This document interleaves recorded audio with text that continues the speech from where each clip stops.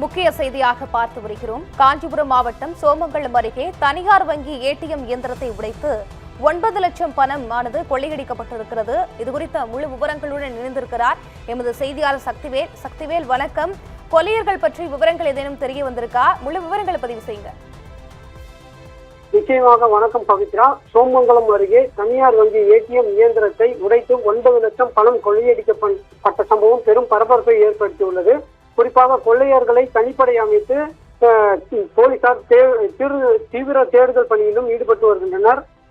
காஞ்சிபுரம் மாவட்டம் சோமங்கலம் அருகே குன்றத்தூர் ஸ்ரீபெரும்புத்தூர் நெடுஞ்சாலையை ஒட்டி புதுப்போர் பகுதியில் ஐசிஐசிஐ வங்கிக்கு சொந்தமான ஏடிஎம் மையம் உள்ளது. அங்கு பணம் எடுப்பதை போல வந்த மர்ம நபர்கள் சிலர் இரும்பு ஆயுதங்களையும் மற்றும் கேஸ் வெல்டிங் மிஷினையும் பயன்படுத்தி ஏடிஎம் இயந்திரத்தை இரண்டாக உடைத்து உள்ளனர்.